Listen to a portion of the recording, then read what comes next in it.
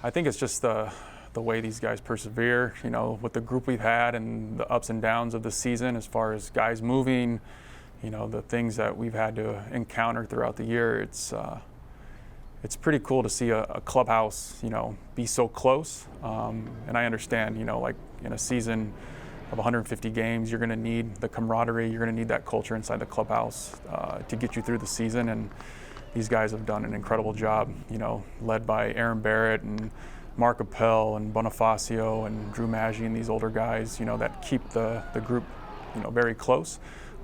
Gets us through those tough times and puts us in the position that we're in right now. I think it says something to you and as well as everybody in that clubhouse. There have been some first-time call-ups this year. There have certainly been opportunities for guys to go out for a second or even a third time, and it seems like it's always a big celebration in the clubhouse. What does it mean to you that knowing that, yes, people have individual dreams and desires, but there is that team-first mentality?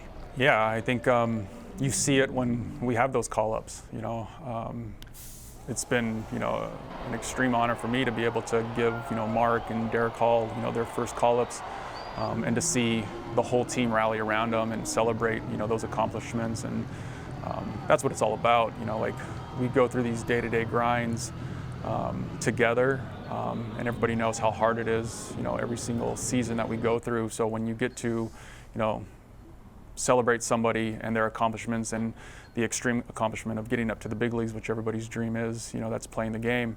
It means a lot. And to see these guys rally around each other, to see how they pick each other up once that person leaves, as it's a tribute to just their culture that they've built. I'm facilitating that. I'm, giving them their space to be able to do so, and making sure, that these guys come to the field every day prepared.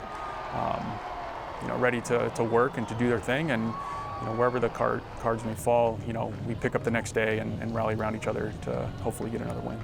So what's been the biggest learning experience for you so far compared to some of your prior stops as a manager in your career? Yeah, I think just dealing with the older player, dealing with the more experienced player, and they're at a part of their life and career that is completely different than what I'm used to with the young kids. So it's a different managing tactic. It's more on the personal level, making sure these guys are getting what they need. They're obviously more mature in baseball years and, in life. So the discussions are different. I think just them being open more to what they need and me accommodating them and making sure that when they get to the field, I'm doing everything in my power and the coaches around me are doing everything in their power to make sure that these guys are ready to go, because just like the young kids, they're knocking on the door of the big leagues, and our job is to make sure that they're ready daily.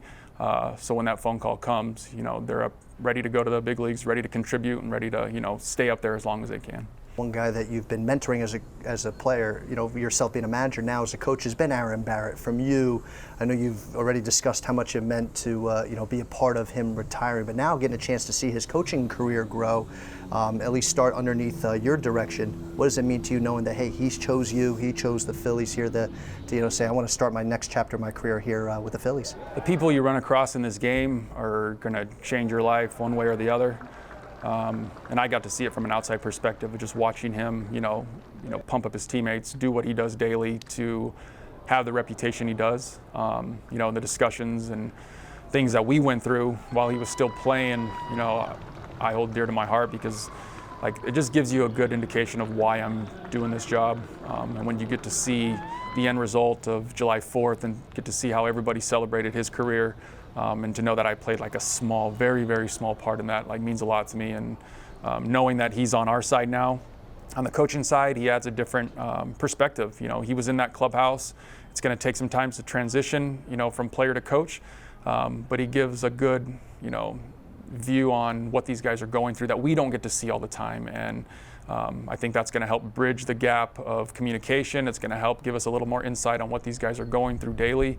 And he's learning a lot every single day he comes to the field, getting his hands on, pitching data, how to, work a daily schedule, manage a bullpen and things like that. And he's going to be a good one. You can just tell by his energy, just the way he can command a room. It's going to be fun to watch him grow as a coach. What's the rest of the season as an outlook that you're hoping to accomplish, whether it's as a coaching standpoint or just seeing these guys accomplish before the season ends at the end of September? I don't think much is going to change. I think what happens now as we get into the end of July, August, September.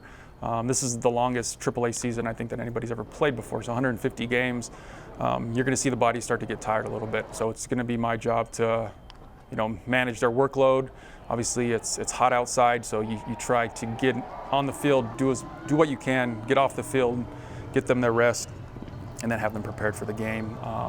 In AAA, it's a lot of fluid movement going on with up and down, people, coming up from the lower levels. Obviously, we just had the draft, so that adds a different dynamic now with a lot of, flexibility with roster movements and things like that. So our staff's going to be, tasked with making sure these guys are ready every single day, just like we are, before the second half came. And as long as these guys are coming prepared, bringing the energy that they did the first, part of the season, there's no telling what these guys can do, the remainder of the season. And it's my job just to kind of keep them prepared.